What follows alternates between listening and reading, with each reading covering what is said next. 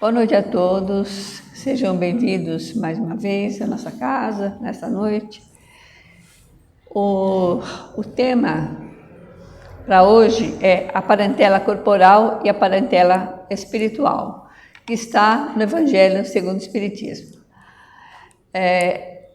Para explicar esse assunto, Kardec se utiliza de uma passagem do Evangelho de Marcos. Então, eu achei melhor não fazer como Kardec colocou no final, colocar na frente essa passagem e tentar explicar melhor essa passagem para a gente entrar realmente no nosso assunto. Então, no Evangelho de Marcos, Marcos começa contando, a preparação do ministério de Jesus. Ele fala de João Batista e ele conta que como Jesus foi batizado, por João Batista e começou o início da sua pregação. E como as pessoas começaram a seguir Jesus aonde quer que ele fosse. Então aqui no capítulo 3, versículo 20, ele diz assim: e voltou para casa. Então Jesus voltou para Nazaré, para onde ele morava, para a casa dele. E de novo a multidão se apinhou, de tal modo que eles não podiam se alimentar. A família nem podia entrar na casa. E quando os seus tomaram conhecimento disso, saíram para detê-lo, porque diziam: enlouqueceu. Aí tem uma parte também que Jesus está pregando, e no versículo 31, chegaram então sua mãe e seus irmãos, e ficando do lado de fora, mandaram chamá-lo. Havia uma multidão sentada em torno dele. Disseram-lhe: eis que tua mãe, teus irmãos e tuas irmãs estão lá fora e te procuram. Ele perguntou: quem é minha mãe e meus irmãos? E repassando com o olhar os que estavam sentados ao seu redor, disse: eis a minha mãe e os meus irmãos. Quem fizer a vontade de Deus, esse é meu irmão, minha irmã e minha mãe. Então essa é a passagem, Então vamos explicar direitinho isso daí. Primeiro, Jesus tinha irmãos? Tinha irmãos, porque quando José casou com Maria, ele era viúvo e ele tinha alguns filhos, 5, 6 filhos. Então Jesus tinha irmãos. Só que os irmãos dele não entendiam muito bem o que se passava com ele, porque Jesus não era uma criança, um jovem, igual a maioria das pessoas. Ele era diferente. E os irmãos deles percebiam isso, não entendiam o que se passava com ele.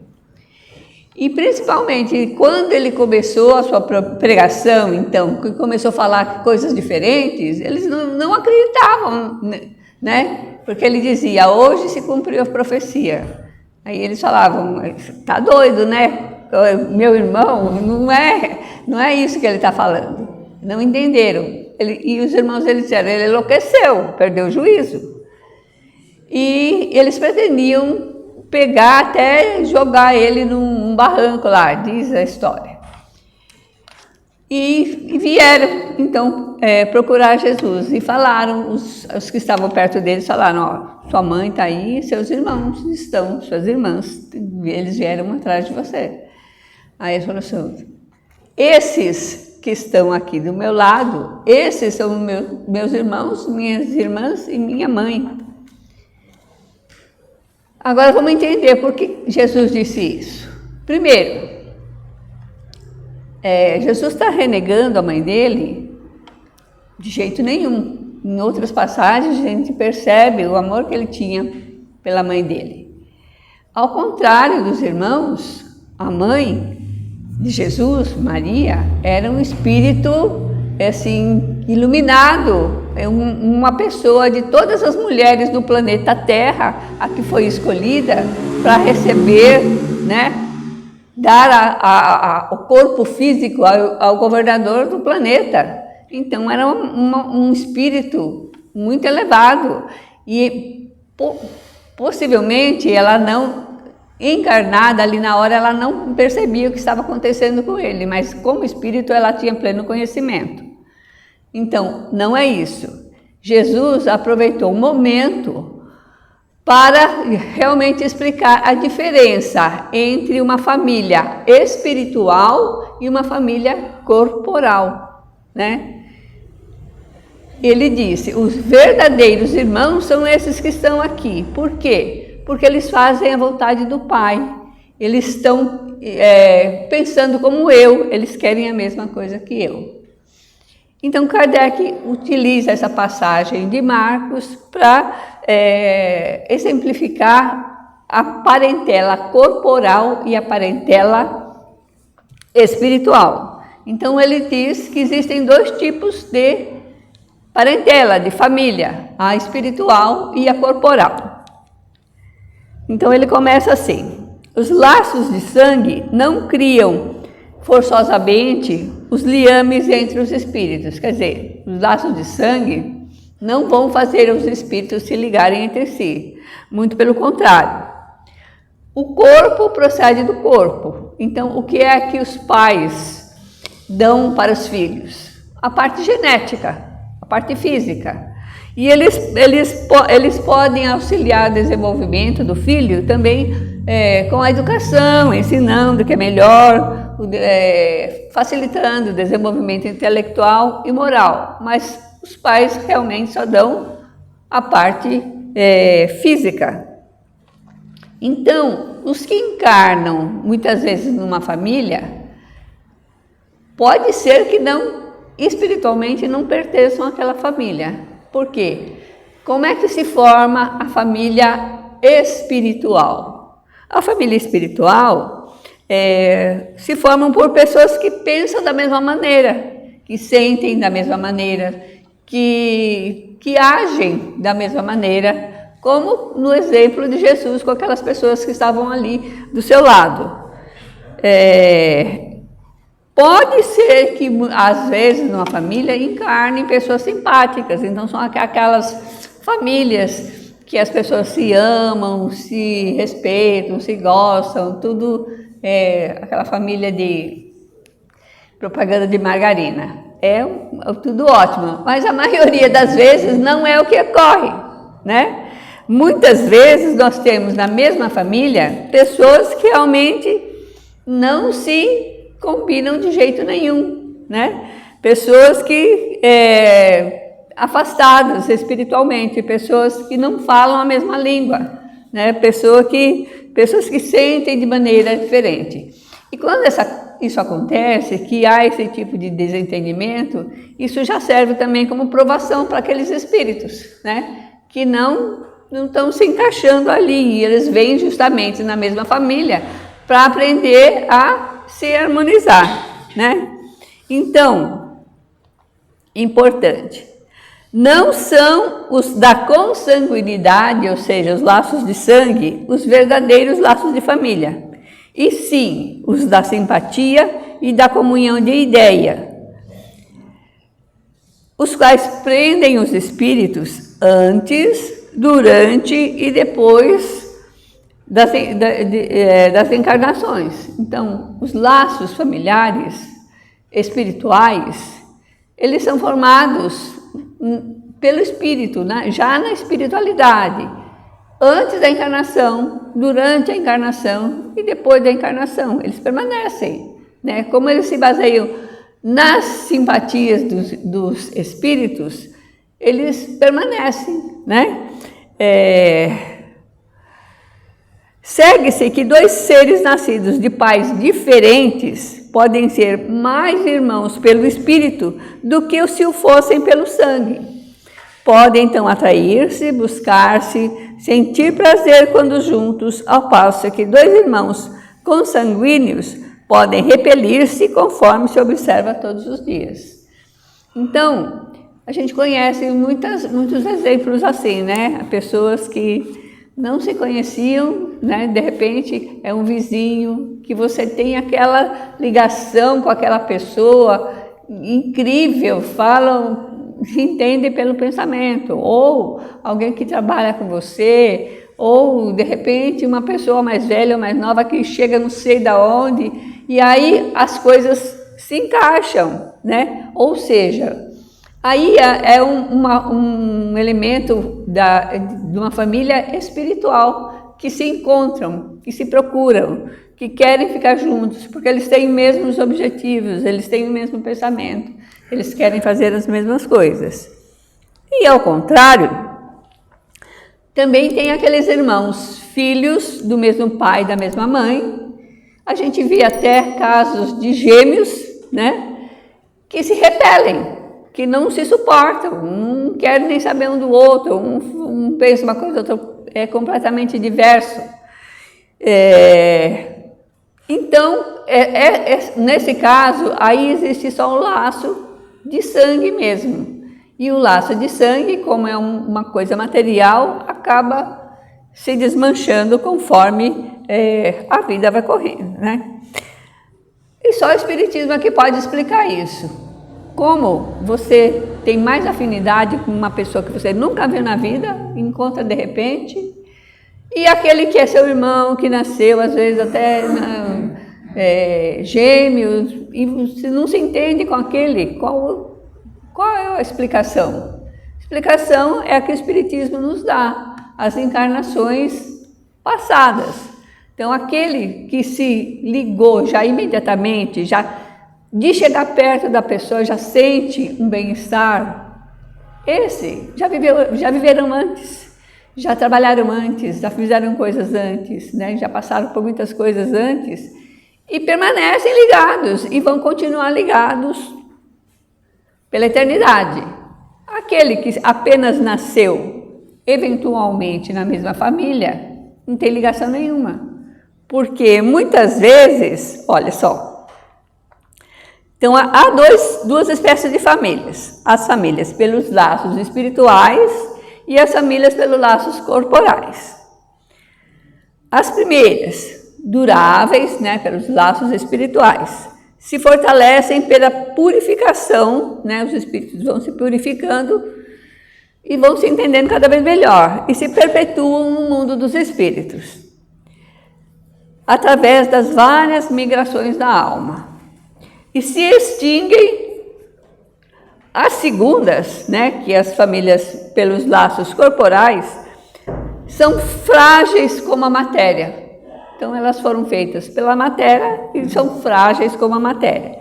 Se extinguem com o tempo e muitas vezes se dissolvem moralmente já na existência atual. Então, é aquele tipo de família que, de repente, o pai se separa da mãe, cada irmão vai para um lado, ninguém se interessa mais por ninguém, acabou, não existe mais família. Por quê? Era uma família baseada apenas na parte física, corporal, não havia um entrosamento, um entendimento aí. Então foi o que Jesus quis dizer quando ele, olhando para aquelas pessoas que estavam ao lado dele ali, disse: esses são meu pai, minha mãe, meus irmãos, minhas irmãs, né? Deixando de fora os verdadeiros irmãos e as verdadeiras irmãs dele. Por quê? Porque aqueles que estavam ali com eles entendiam aquilo que ele estava falando, tinham interesse naquilo que ele estava falando. E como ele disse, faziam a vontade do Pai. O que é fazer a vontade do Pai? Cumprir os ensinamentos, né, que são na lei de Deus, a vontade do Pai. Então,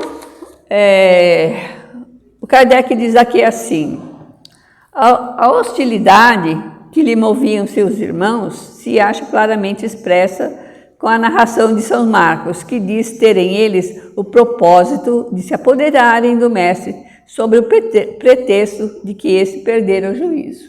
Então, para eles, era um absurdo completo, né, o que Jesus estava fazendo ali. Para eles, Jesus estava completamente louco.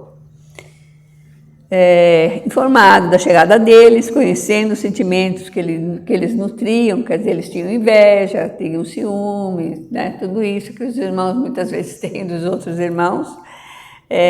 Foi por isso que Jesus falou: eis aqui os meus verdadeiros irmãos. Agora, a respeito da mãe, Jesus, é claro que em nenhum momento quis renegar a sua própria mãe.